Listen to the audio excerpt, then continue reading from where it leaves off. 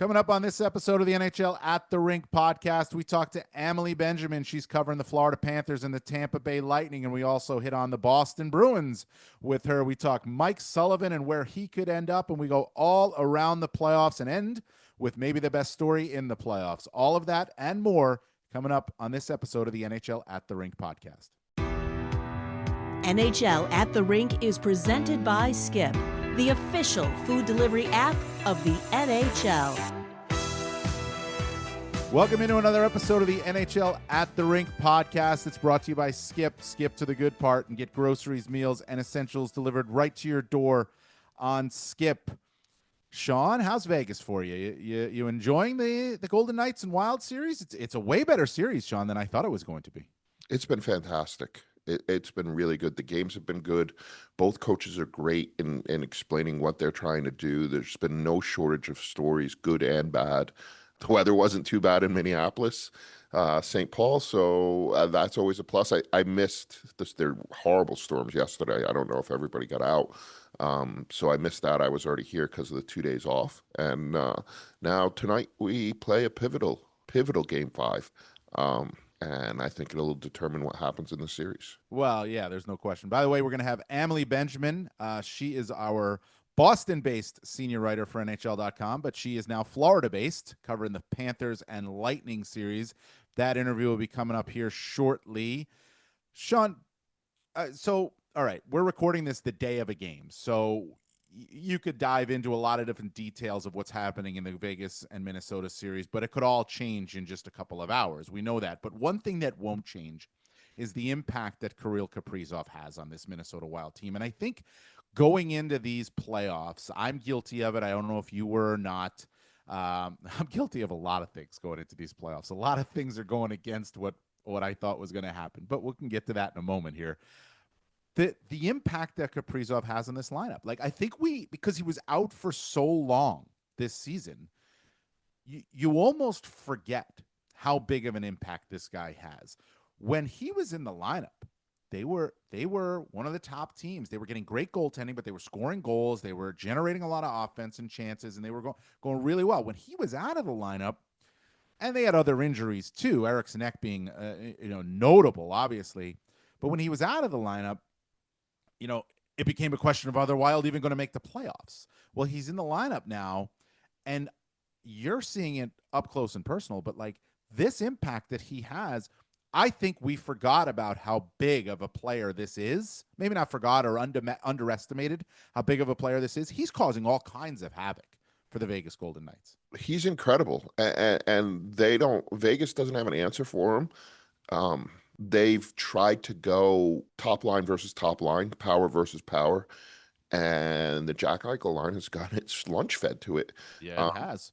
Jack Eichel got his first point in the Game 4 overtime win of the series.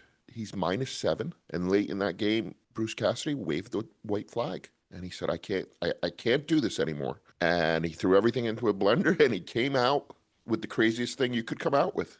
He put William Karlsson, his number 2 center, on the same line as Jack Eichel, his number 1 center, and said, here's how I'm going to go about it.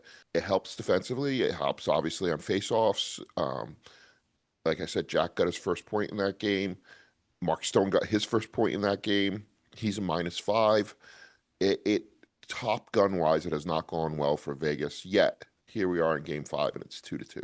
Well, yeah. Well, that's the thing. That's because they're deep and they're big and they're physical and they're good, right? I mean, that to me is why it's 2-2 right there. But Eichel's going to have to figure this out. We'll see if he does in Game 5. But Kaprizov, I just wanted to make that point because just Kaprizov is. I mean, if you didn't know it already, you know it now. The impact that this guy has on the Minnesota Wild. Now, what do you make, Sean, of all the West series going 2-2?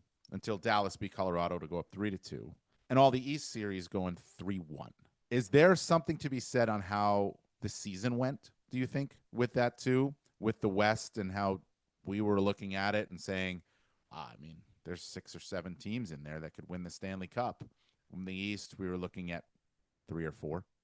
Dan, as the poet laureate Jim Morrison once said, the West is the best. The West is the best. And Bruce Cassidy tried to say it yesterday, and then he tried to kind of walk away from it because he didn't want to upset any of his coaching brethren in the East. Um, but it's parity, and the West was so tight and so close. You know, even the wild cards, like you spoke about Minnesota. Minnesota was one of the best teams in the league before Kaprizov and Ek got hurt. And then St. Louis won 14 games in a row to get back in. Like they're playing better hockey than the top teams in the West. So like Winnipeg got no favors done to it by drawing a St. Louis team that's just rolling on all cylinders. So I just think I thought that this is what we were going to get, right? I thought some of those East series were somewhat Top mismatched. heavy. They were mismatchy, Yeah. if that's a word. It's no mushy middle, but they were mismatchy. Mismatchy. I like it. And that's not the case here. I think in the West, you look at anyone, and I think maybe I thought that the series I'm covering was the one that wasn't going to be even. Right. That's my And point it on Kaprizov. That's And my it point is. on Kaprizov. Well, it's a couple of things. Like Matt Boldy's really good. Brock Faber is ridiculous. He's played over 30 minutes in the overtime game. He plays 27 minutes regularly. He just controls games. And Philip Gustafson's been really, really good. And Aiden Hill hasn't.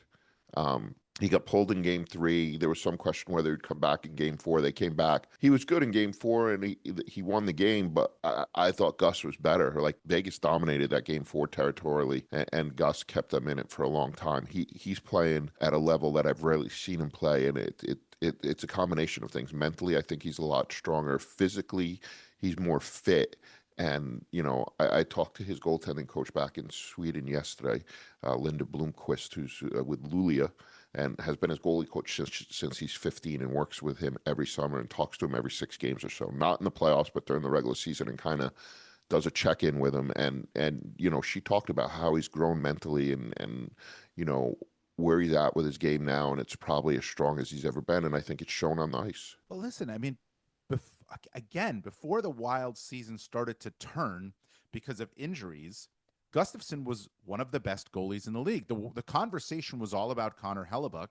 Then Andrei Vasilevsky joined it. Darcy Kemper was always kind of on the fringes, and he's a Vezina finalist, by the way, along with Hellebuck and Vasilevsky. But Gustafsson was right there. His numbers were terrific. And you look at his regular season numbers, Sean, I mean, they're outstanding. He had a 2.56 goals against average and a .914 save percentage, and he played 58 games. I mean, those are outstanding numbers for a starting number 1 goaltender, a true number 1 goalie. So the fact that he's been playing well and outplaying Aiden Hill doesn't surprise me in the least. It's just that the Wild season started to turn because they couldn't score. I mean, they were scoring, you know, over 3 goals a game when they had Kaprizov on the lineup. They were scoring under 2.5 without him.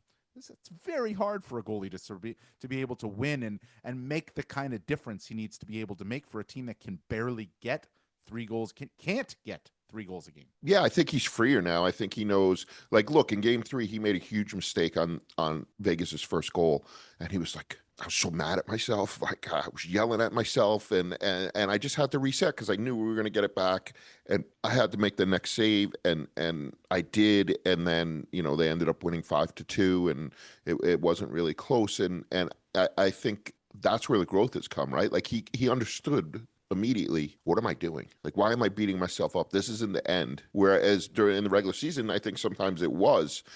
And you know, he was able to reset and mentally refocus and then let Minnesota take care of it. Let the Kaprizov and Boldy show go, right? Yeah. And you know, they weren't as good in game 4. Each had an assist. They've had a point in every game in this series, but they were each held to an assist in game 4. And I finally didn't have to write about Kaprizov again. Somebody else got a little bit of love.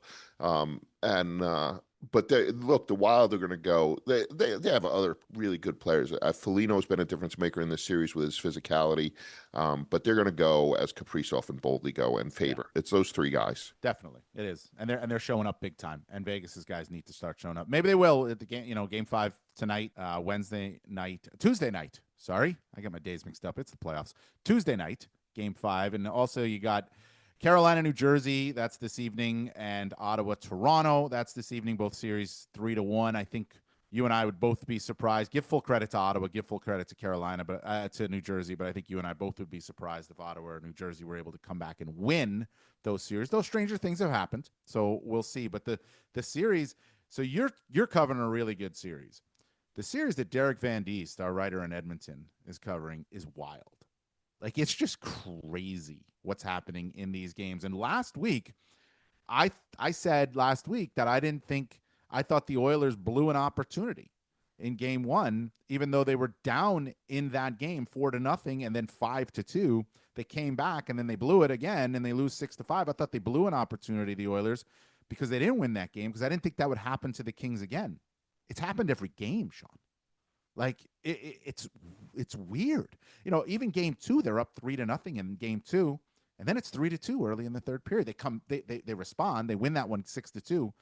They're up 3-1. I'm sorry, they're up 3-2 and 4-3 in game three. They give up 4 goals in the third period and lose 7-4. They're up 3-1 in game four in the third period, and they lose in overtime.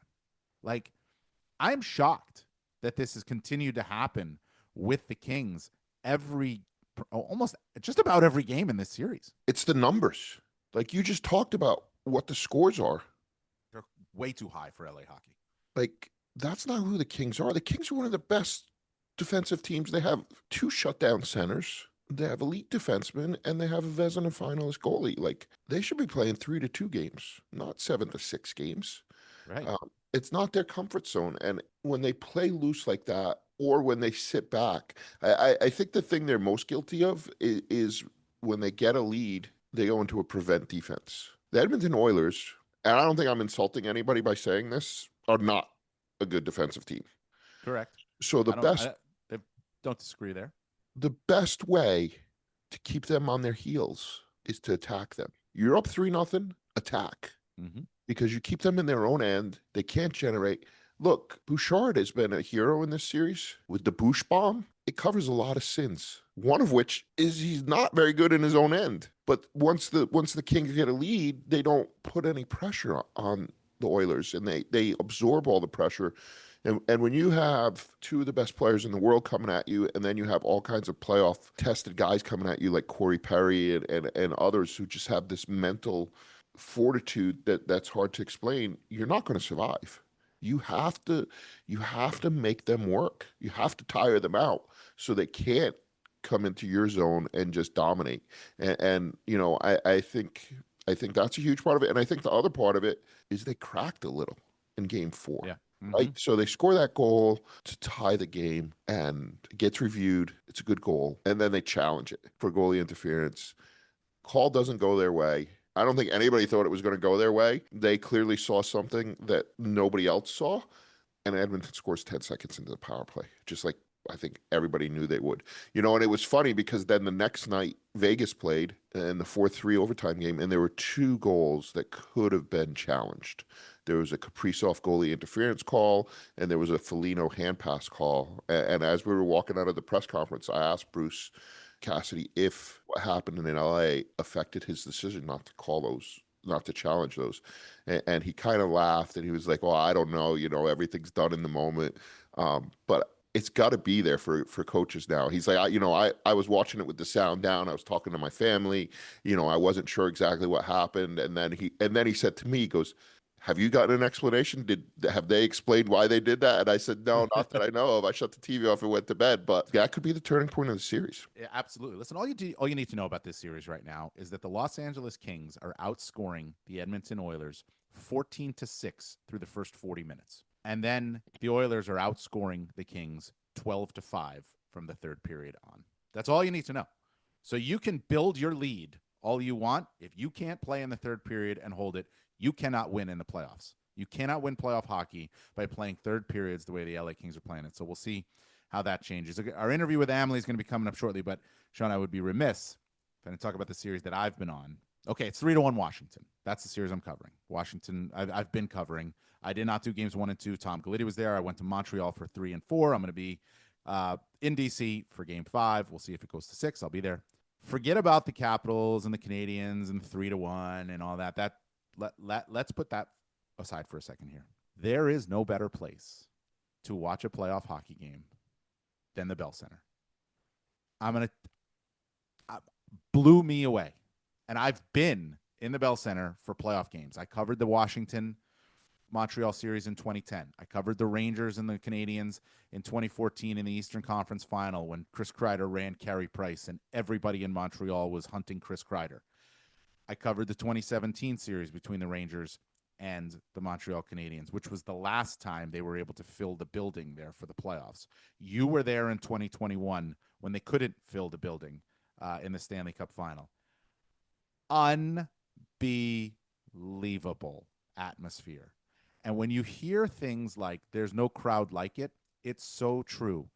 That crowd, the anthems and crazy, the noise, the dinner, that crowd, you could be looking down. That crowd will tell you that something's happening 10 seconds before it happens because they start to roar 10 seconds before the play. They just have a sense. It is unbelievable, Sean. It's organic. It's very European soccer-ish. Yeah. When you watch a European soccer game, you understand very early in a build-up that this is an important moment because the crowd organically, it's part of their DNA. They understand the game. You're kind of sitting there and you're like, what's everybody getting excited about? And then there's this cross getting whipped in and it's almost a goal. And you're like, oh, how did they know that? And it's the same thing in Montreal with hockey. Like, there's crowds that are as loud as the Bell Center, Carolina. Vegas. There's places that get loud. Minnesota. There's places that are loud. There's places that are passionate. But there's no place, and all my Toronto friends are going to come and find me. No way. No shot. I understand, but close. There's no place where it's that natural. There's nothing forced. There's no clapping. There's no make some noise. There's nothing forced. There's nothing generated. It's all very organic. That's the only way for me to explain it. It's a part of the fabric of the game there, and it has been forever. And it really is an amazing thing to watch, especially while you're having a hot dog. All right. How many, Dan? You've been there for 2 games. How many? Two for game 3, none for game 4. Didn't do them for game 4. I'll tell you, I thought they were a little overrated in game 3. Just me, I think they were a little overrated, but I did not do them for game 4, but 2 for game 3. The hot dogs, by the way, in Montreal are a thing in the press box. They are the thing to do in during the intermissions there. But Dan, it's not for the press box. It's for everybody. It's for the players.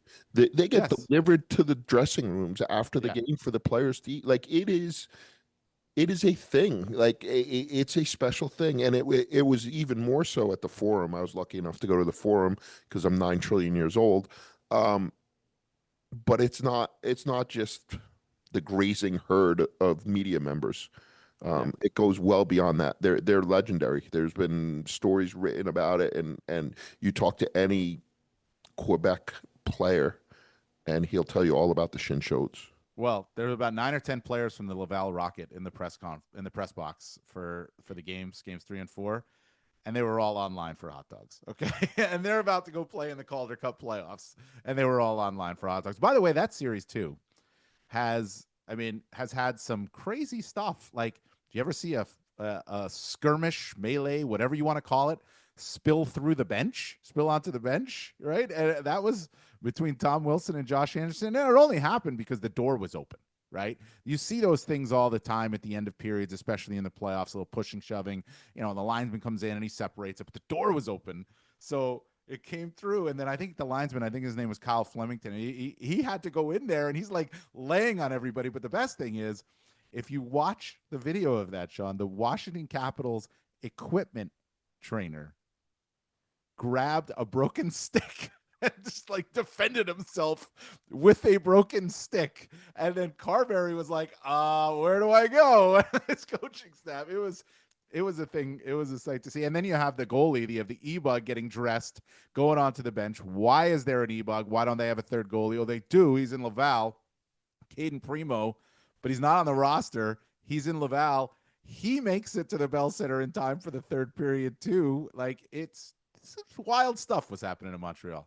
Yeah, and I mean that all started right at the warm ups. It was like right out of Slapshot, Yeah. patrolling the red line, the center ice line, and yapping, and all you needed was during those beautiful anthems was for somebody to say, "I'm trying to listen to the song." Um, it's such a part of that series because you think about it, right? Like here's the Washington Capitals, and they've been there and they've done that. They've won the cup. They have some grizzled gray beards in Ovi and players like that. And then you have this really young Montreal team with very little experience, very little of any of that. And it's very clear to me that part of the game plan and Montreal has showed well, better than I thought they would, even though they're down 3-1. Clearly, part of the game plan is to intimidate them. It's not working. They're not intimidated. No, but they're not intimidated. They're just not as good. They're just not as good. They're just not as deep. They're just not that to me, that's why this is a 3-1 series. Like Washington's depth showed up in the third period of game 4. And great hit by Tom Wilson. And it was a game-changing hit because they scored 11 seconds after or 15 seconds after that hit. But to me, it's the depth. It's that's where it's at. But you watch the Canadians, though. This is going to be a really good team. And it's going to be a really good team for a long time. Look at their power play, right? So Patrick Laine had to come out of the lineup. He was not playing well, number one, and now he's out with an upper body injury. And I was told by a few people, like, he wasn't really shooting one-timers that well. Could be a wrist thing. We don't know. But he really didn't play well in games 1 and 2 of the series either. But they put Demidov, or Demidov, I think it's Ivan Demidov is how he likes to pronounce it, onto the power play. Suzuki, Demidov, Caulfield, Hudson, Slavkovsky. They're all 25 and younger. And wow. Like that could be their top power play for the next 5-10 years. And it is lights out good. So you see it with the Canadians right now they're way ahead of where anybody thought they would be at this point. And they're just, to me, just simply not as good or as deep as the Washington Capitals. But Marty St. Louis said it, and he's right. Our good is really good. They just have not been able to sustain that long enough to be even in this series. And that's something you learn. And this is going to serve them so well going forward. All of these young players, this is their first taste, and they're going to want to get back there, and they're going to be more prepared when they do. And you're right, their young players they just zip it around, man. It's beautiful to watch. Remarkable. How about we learn a little bit about Florida Panthers and the Tampa Bay Lightning, and a little bit about what's going on with the Boston Bruins? What do you think? Should we get to Emily? Before we get to Emily, we need to hear this word from Skip. Free food, beauty. Skip 60 to scores here. Get even more wins during the Stanley Cup playoffs. How to play, you ask? Place a game day order to play. Pick your team and get your minute. If either team scores during that time, you score a $25 Skip voucher. Order and play 60 to score in the Skip app to take your shot. Now until May 19th. Get her one. Emily, thanks so much for joining us. So what's it like down there in sunny South Florida? You're enjoying yourself in this series, 3-1 Florida? It's a terrible burden. I'm here. I'm in Florida. I'm driving between the cities. It's warm. It's nice. There are beaches, much like the series Tracy is covering in Winnipeg and St. Louis. Yeah, I actually see Sean raging right now. Raging, dude. I'm in Vegas. I was just going to tell you that I'm sorry that I helped to sign her that series. It's a terrible burden. The series, though, is quite interesting. I mean, listen, it flipped big time last night in Game 4 in 11 seconds. It flipped. What do you make of what's happening here to the Tampa? Not so much what the Panthers are doing, but what's happening to the Tampa Bay Lightning here, because they were the team everybody was looking at coming in. I was looking at them coming into the playoffs and saying, listen, I think they may be the best team in the East. I think they're the team to beat, right? All this stuff. And then they're stumbling. Yeah, it just hasn't quite worked. I mean, the Panthers are a team that like to get up in your face, in your business. Like they like to push and they like to, they don't relent. They don't give in. And Tampa is a team that doesn't play quite as well when they have that much pressure in their faces. So this is turning out to be a really tough matchup for them. It's actually funny that game, there were two sets of goals in 11 seconds yesterday. It flipped and then it flipped again. My kids went to bed between when it was 2-1. And when I talked to them this morning, I was telling them that the Panthers won. They scored twice in 11 seconds. And my older son corrected me. He said, no, that was the Lightning. And I was like, no, it was the Lightning and it was the Panthers. So last night it was kind of a wild game, but yeah, the Lightning are definitely underperforming, I think, where a lot of us thought they would be in this series. Well, and I think most surprisingly, it starts with Andrei Vasilevsky. I can't remember a time when I've seen him struggle so much. Well, last season, he had a tough season. He bounces back this year, has a season where he's in the top 3 for the Vezina Trophy, as was just announced.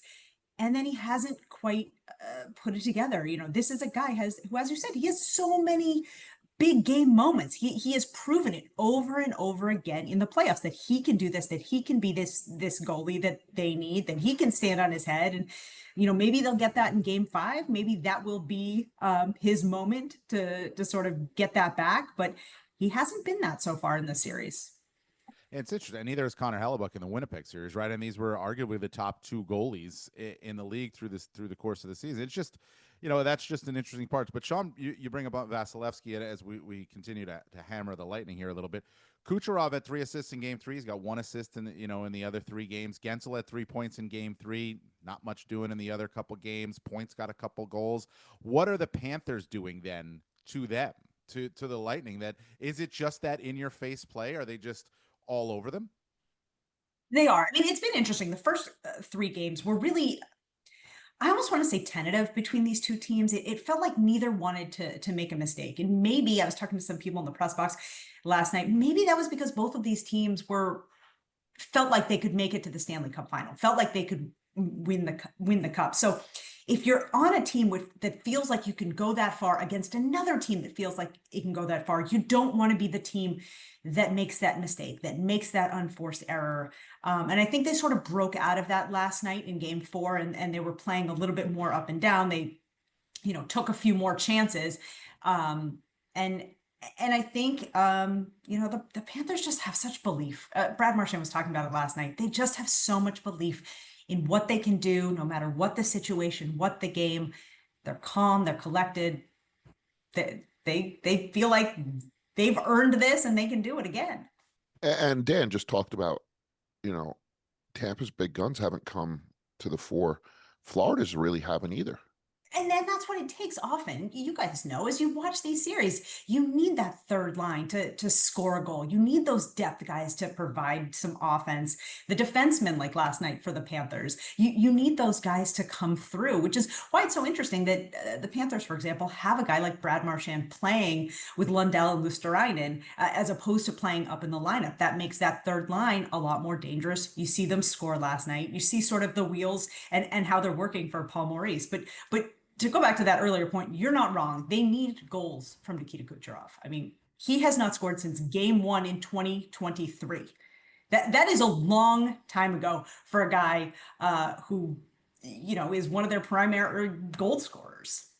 Yeah, they need goals from him. They just need offense from their top guys. And when you're like you said, I mean, like when you're struggling in a series, those are the guys you look at. When you're winning a series and your third line's helping, your top line guys are feeling less pressure. It's just simply that's what it is. You've been around Brad Marchand for years.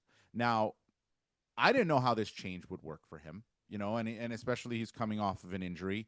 Yet you said it. He's playing with Lundell and Luosterainen, and you got Paul Maurice saying like he's making these 2 young guys better. Those 2 young guys are Stanley Cup champions last year, and they played a big role in that, right?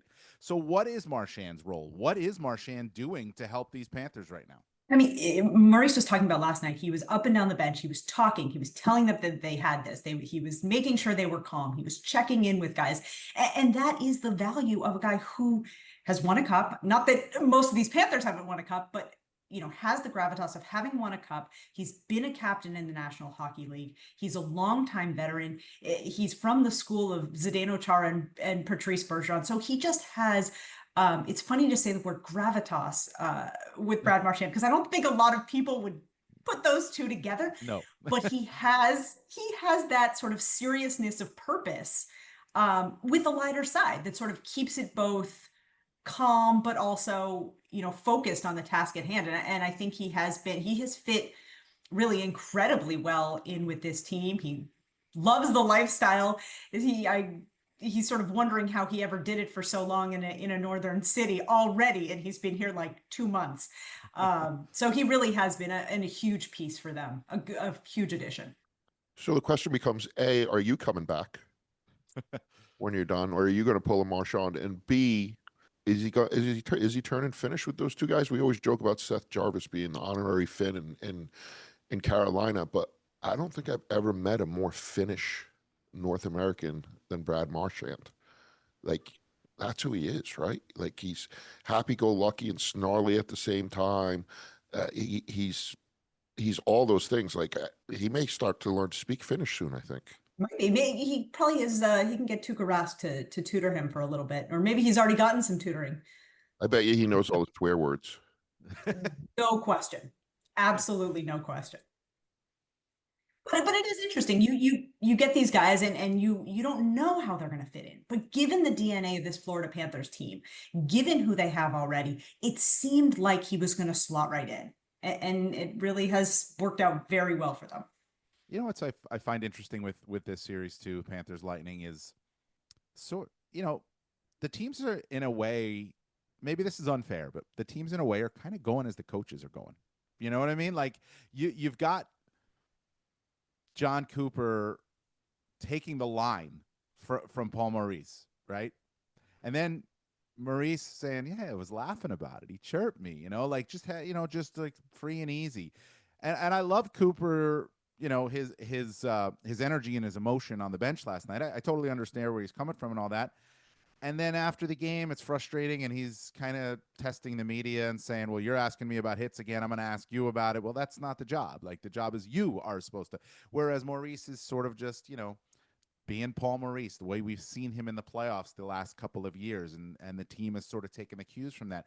Do you see that as well, being up close and personal to it? Yeah, I think Cooper has gotten frustrated this series. And I think both coaches are sort of sick about talking about hits and about potential suspensions and about that sort of extracurricular stuff. They'd both rather be talking about hockey, and they'd both rather be talking about what their teams are doing well. And I think it has definitely taken a toll in this series that they are forced, not wrongly, they should be asked these questions, but that they are having to have these conversations. And I think it is certainly easier to handle that well when you are up 3-1 in the series than when you are down. But yeah, we definitely did see some frustration from Cooper last night, both on the bench and in the post-game press conference. We also saw some jubilant celebration from Cooper. Yeah, but we did. By the end of the game, that celebration part was pretty much over. Dan, you have a little bit of a short-term memory. I do. Yeah. Are you testing me? Are you questioning me? No, but I don't recall Paul Maurice being a ray of sunshine during the final against Vegas. No, probably not. The team was losing too. Well, and that's what it reflects. Like, I just think, and look, I think it's hard because those two guys have such respect for each other. Yeah. They built hockey in Florida together. Over the last couple of years, they play constantly. They're the elite in the East. I think they understand each other and respect what each has done. And much like teams knowing that they could go to the Stanley Cup, and if they don't, it's going to be a huge disappointment. I think both of these guys know each other and have some empathy for each other. And I think that makes it more difficult. Yeah, Cooper said the other day, he said, we're friends. He said we're friends. So, the fact that they were earlier in the series chirping each other a little bit, but things have turned. Again, it's different when you're only down 2-1 than now that you're down 3-1. And I think the frustration and the wear and tear is showing a little bit. All right, let's flip it to the Boston Bruins, the team you cover the most. Mike Sullivan is available. I think we could ask this question to anybody who's around the Rangers, the Flyers, any team that's got a coaching opening right now. But he's from Boston, the Boston area, right? He's a BU guy. I look at the Bruins job and I think that could be a pretty good job too. It's a great time for a guy like Mike Sullivan to become a coaching free agent when you look at the Bruins and the Rangers and the Blackhawks and the Flyers. I mean, these are solid, stable organizations, right? What do the Bruins need? What are the Bruins looking for in your mind right now? And I mean, obviously, with Mike Sullivan being available, it's probably a game changer for a lot of teams. I would imagine it is as well for the Boston Bruins. Oh yeah, I think they would hire him in a heartbeat. It didn't end well for him the first time he coached the Boston Bruins. That was obviously a long time ago at this point. The Bruins also have something that really no other team can offer. His daughter, his grandson are in Boston. He would have a chance to coach his son-in-law, which I guess could be good or bad for family dynamics, depending on the day. So there are some, I think, enticing things. I think Sullivan really liked coaching Charlie McAvoy at Four Nations. I think that was they both talked about how wonderful that was as a moment for their family. And they talked about how they had discussed, maybe someday I could coach, if Charlie went to Pittsburgh or if Mike, Right. So, and I don't think they really considered it as an actual possibility, but yeah, I think that Sullivan would provide a lot of the things that the Bruins are looking for. They're looking for someone who can be a little bit more creative offensively while still having that defensive backbone structure that this team has always been known for. I mean, this is a position that would come not without pressure, but Sullivan knows that. He is used to pressure. He has done this before. So it would be a good marriage. But as you said, there are going to be so many teams that are out there looking for him. The Bruins have some other guys I think that they could consider in a Jay Leach. I think he probably will be at the top of their list. He's an assistant right now. If they are okay with going with someone who was part of this season's sort of disaster, he is, I think, an up and coming name that maybe other teams might be looking at as well. But I am sure a lot of teams were calling Mike Sullivan yesterday in the wake of the news, saying, "We're here for you. We have a lot of money for you. Come join us. It'll be great." So I'm sure the Bruins were among them. Would he make a difference for the Bruins where they are now?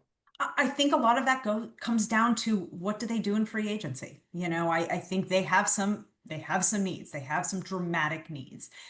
They are suddenly a much younger team than they were, given the changes they made at the trade deadline. But no, they don't have a lot in the system. So they need to go out and fix that. They need to find a way to maintain the level that they have become used to, which, may have Don Sweeney's job riding on that next season. Cam Neely did not commit to re-signing him as GM, but for now it is in his hands. So yeah, it's a tough situation for the team. It's not like Anaheim, for instance, where you see it's so enticing with the young talent and the structure they have put in place for what's coming there. It's not the same as that. But it's a team that has two excellent defensemen. In theory, one of the top goalies in the NHL. Maybe we'll see. The jury's still out right now on Jeremy Swayman, but there are pieces. You have one of the best goal scorers in the NHL and David Pastrnak. There are pieces there, but it's not a slam dunk. Did this season take them by surprise? Like, were they shocked at how this all went this season? Yes, no question. I think they're still shocked. I think there's still a sense of not understanding how this all went so wrong. And it went wrong from the absolute start. It went wrong right from training camp. You start with the Jeremy Swayman, I don't even know what to call that. The contract dispute, the kerfuffle, the, war of words, whatever it was with Jeremy Swayman, it really started from there and it went downhill immediately. You fire a guy who has proven that he is a very good coach in Jim Montgomery. You make a change, it doesn't work, and it just goes south from there. And they will be rewarded with the best draft pick they've had in quite some time. But I think anyone you ask in that organization is still sort of stunned and shell-shocked from what this season turned out to be. And all of Toronto is stunned and shocked that you're not there and you're in South Florida instead. I think maybe I might be there sooner than later. Yeah, all these series 3-1, and The West is a little tighter than that. Emily, this was great. Thanks so much for hopping on with us. Now get in the car and drive. I got a long drive ahead of me, so I got my coffee and I'm ready to go. There you go. Thanks so much. Thanks, guys. Great stuff there from Emily covering the Panthers and Lightning, and we brought it up, Sean. Mike Sullivan. I mean, I was on a flight at the time that dropped yesterday morning. You hear him at their breakup day in Pittsburgh when they were their last day, and he's saying, "I want to be here. This is my job. I want to coach here. This is what." And I thought for sure that's where he would be, But then you listen to Kyle Dubas, and certainly sounds like Kyle Dubas had other ideas, and time to move on. And mutual, however you want to call it. Was it mutual? Maybe it is. I mean, it's a good time for Mike Sullivan, like I said, to get into being a coaching free agent. At the same time, I think he wanted to see if he could do it there in Pittsburgh. I think it was a challenge for him in Pittsburgh. And I think part of it, too, was he knew that, Crosby had bought in. So he wanted to buy in, too. And he's not going to get that chance. Maybe it is mutual, and maybe it's good for him. But I do think part of him being the competitor he is, he probably doesn't like how this has all. No, I think he's part of the fabric of Pittsburgh, right? Like, it's going to be hard for me to see the Penguins play next year with another coach behind the bench. Like, and I think Mike is, and I've said this even while the Penguins have been struggling the last couple of years, I think he's one of the best coaches in the NHL, right? Results be damned. He's a really good coach. I think Kyle laid out what he's going to do, and I don't think it aligned, right? Like, I don't think they're going hard rebuild. I don't know that you can do that in Pittsburgh, not with Crosby and Malkin there. But they're going to have to reload in some way. They're going to have to start to introduce some young players into that fabric, and it's going to take some time, right? And I don't know if Sully wanted that. You know what I mean? Like, he wants to win with Crosby, right? Yeah, I don't know that he wanted it, but I think there was a challenge for him there to say, I can do this. Like, I can get us, we can get us back into the playoffs. We can do this while Kyle does what he does. And the best always think they can win the challenge, right? I mean, that's why they're the best. That's why they are at such a high level, because they accept and they look at these challenges and they take them on. It's been 3 years out of the playoffs now for the Pittsburgh Penguins, and it got to eat at Mike Sullivan. But then, Sean, you can look at it from the other perspective, too. How many coaches survive 3 years of not making the playoffs? He's one we're talking about in this way because he's so revered and because he's been such a good coach, a decade there in Pittsburgh, 2-time Stanley Cup winning coach there. Most coaches in the NHL don't survive 2 years without a playoffs, depending on where the team is. 3 years? Very, very rare that you're going to see a coach still coaching that same team if he doesn't make the playoffs in 3 years. Most coaches in the NHL don't make it 3 years. Anywhere. Regardless of their results. What Mike did in Pittsburgh is unbelievable, and I thought he got a really bad rap, right? Like, at times, like, Pittsburgh fans, they're passionate and they have a lot of opinions, and Mike doesn't work well with the young kids. He doesn't develop players. Mike Sullivan's developed players are scattered all across the league because they wanted to win and they traded. What's happening to the Pittsburgh Penguins is what's going to happen to the Boston Bruins, right? And so when you guys talked about that being a perfect fit for who Mike is, where he's from, all of those things, the one thing I'd be really hesitant about is the Boston Bruins are on the front end of what Pittsburgh's on the back end. Boston has surrendered every asset that they have for a decade to chase cups. There's nothing. And I understand the cap's going up and you're going to be able to bring in players, but that's not sustainable, right? No matter what the cap is, with a salary cap, you need good young players. Look at every team in the playoffs. They have good young players because that's what you need. The difference with Boston is their top guys are all in the prime of their careers. Pastrnak, McAvoy, Swayman. They're in the prime of their careers. That's and 3 guys out of 23. No. But that's the difference from Pittsburgh. Their top guys are not. They're on the back end. Crosby's still unbelievable, but and may never have a back end. Who knows, right? But Malkin's on the back end, Letang's on the back end, Crosby's on the back end age-wise, right? Different. That's the difference in Boston that could be enticing. What's interesting is the most enticing jobs might be Anaheim and Chicago, right? Because they're so young. There's you can take those teams and you can mold them into what you want them to be. Those are teams that will fill through free agency. Like the Blackhawks, I would expect to go out and work to sign a big free agent. Maybe it's Mitch Marner. Maybe it's, who knows, right? I don't know, right?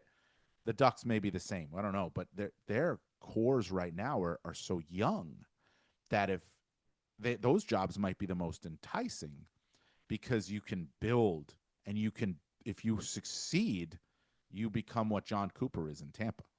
You know what I mean? Like you do it for forever, for decade plus, and you mix and match out of some players here and there, but your core pretty much, remains intact, and you build through that, and it's come up with you. That to me is more enticing than Boston or the New York Rangers right now. Yeah, I don't find either of those jobs enticing. Look, there's only 32 jobs. They're all enticing. Like, beggars saying that perspective. Beggars cannot be choosers. Like I said, because sometimes you wonder when somebody takes a job, you're like, why would they take that job, right? And you take that job because there's only 32 of them, and you want to be the boss. Right. Yes. So here's a wild card for you: Vancouver. Rutherford thinks Mike Sullivan walks on water. Yeah, he does. He has the utmost faith in Mike, and rightfully so. And Rick Tocchet still hasn't signed there. He's been offered the richest contract in the history of the organization, according to reports. It's dragged out. They did not pick up the option, so if he doesn't take this contract, he's a free agent. There's several teams that he's played for that are looking for coaches. Yeah. So that could be a fit, right? And that's a team that's kind of in the middle, right? It's not a bunch of young kids like in Anaheim or Chicago, but it's not Boston or Pittsburgh. So yeah, no, listen. And they were a playoff team last year. Yeah, that team has a chance. They're not far off. We know that, right? They're not far off, and it is an interesting one if there is an opening there. But if there's an opening there, the first person that Mike Sullivan is going to talk about that team with is Rick Tocchet. They coached together in Pittsburgh, and if Tocchet doesn't sign there, if he's been offered that contract and Tocchet doesn't sign there, to me that's a red flag for Mike Sullivan. Is it not? Perhaps Rick wants to go somewhere else. Well, yeah. But why? Why does he want to go somewhere else? That's the question.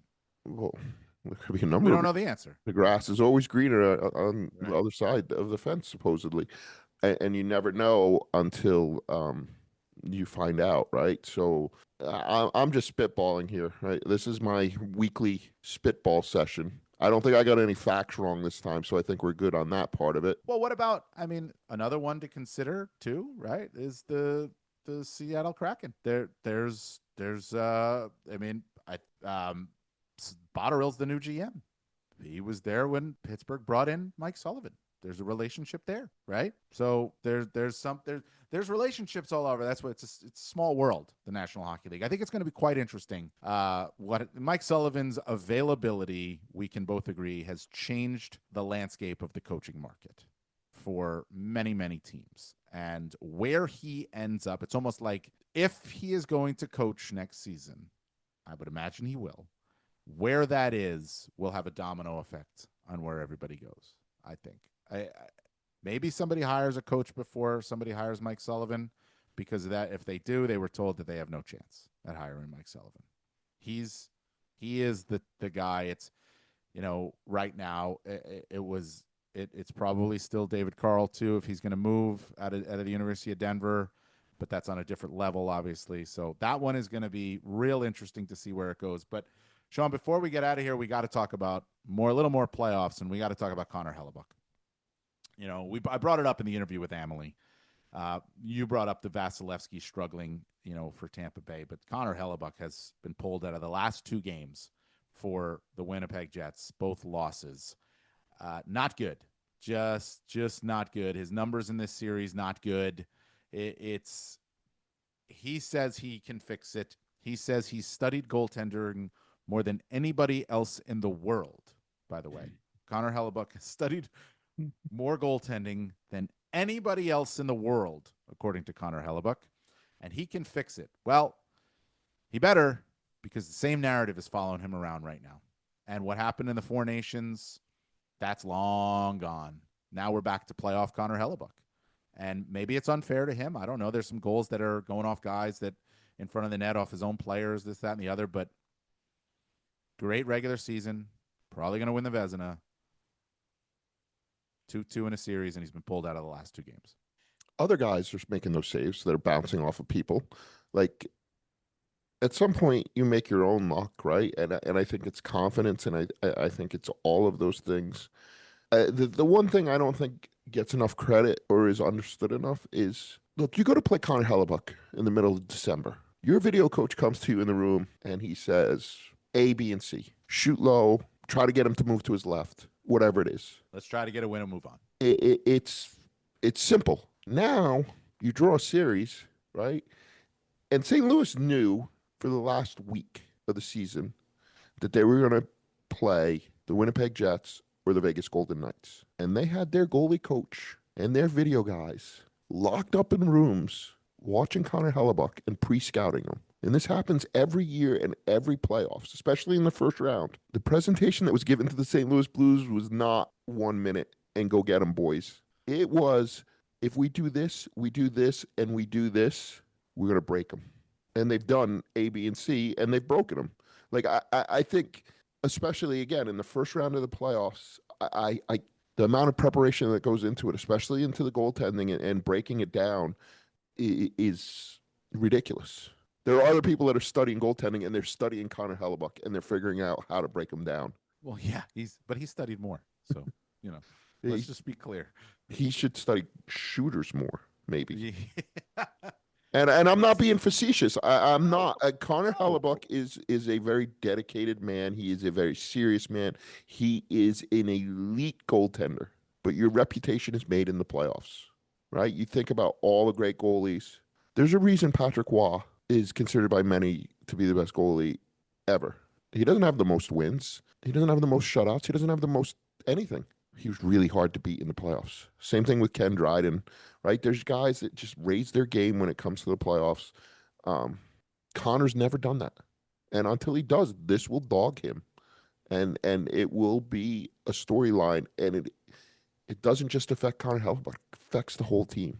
Yeah, absolutely. Well, here's his chance. Here it is. Tonight, Canada Life Center, Wednesday night. Blues, Jets, Game 5. 2-2 series. This is your shot, right? Go out and prove it.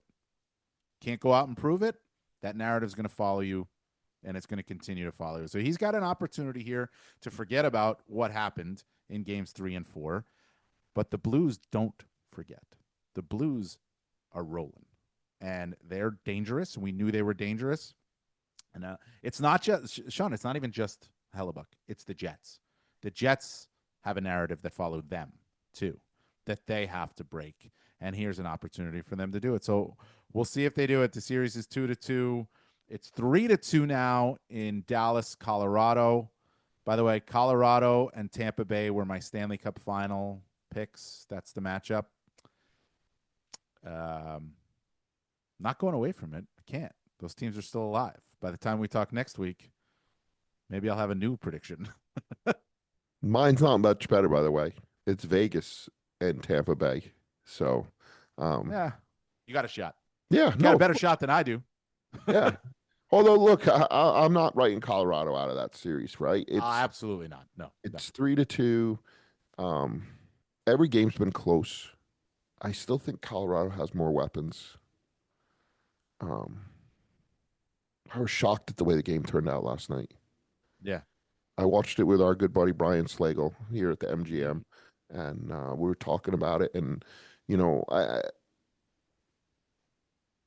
I just, they're so hurt, right? Like, Brian's such a big Dallas fan, and He's like, without Heiskanen, I don't see a way out for them. But they're finding a way out, right? And I don't think until last night, Ottinger was elite. And they're still finding a way out. I mean, they won their first 2 games without ever leading. Yeah. They They're led finding a ways. minute in 4 seconds. Finding ways, well coached. Goaltending is showing up. The guys are showing up. Guys are stepping up. They're finding ways. That's what you got to do in the Stanley Cup playoffs. The Florida Panthers are doing it. They've been doing it for several years. Look, there's a lot that's going on. We didn't even talk about the best thing in that series, and we have to really quick before we go. Landeskog. What an unbelievable story. However it turns out, for him to come back, there was I don't know who did it, so I can't give them credit. There was a mic'd up segment for his first game. Yeah, that was great. And everybody was coming up to him, the referees, the other Jamie Benn. Yeah, call him an old man. Yeah. But the amount of respect in those comments, in the heat of the moment, it tells you all you need to know. Because those guys understand it's hard to come back from a 3-month injury or a season-ending injury. A 3-year injury, like those guys understand how lonely it is, how much doubt there is, how miserable it is to be alone and to have to work and not know if there's an end and not know if you're ever going to play again. I don't know that there'll be a better story in these playoffs. Yeah, that might be the best story in the playoffs. It's certainly one of the right now. It's probably and it's a shame that we waited this long to talk about it. Actually, it's probably the best individual story going on right now in the playoffs. We'll see how long it goes for, but the fact that he did it, and you're right, I saw that video too, and the level of respect that this guy has is remarkable and well earned. Really, I mean, just well earned. He was so comfortable in it. Like you could tell, like, and everybody's like, why do they do it? Right? Why do guys do it? Why did they come back? Why they've made all the money in the world? That's why. So Jamie Benn can tell him he's an old man. That like it's really that simple. Like that camaraderie, that competition. It's an elite fraternity. You don't ever want to leave an elite fraternity until you have to. Like there's nothing that can replace that. And it's such a simple thing, but it's all they know. And it's addicting, right? Like to play in games like that, what a privilege. And to play against men like that, like you're playing against the best at your profession, night after night.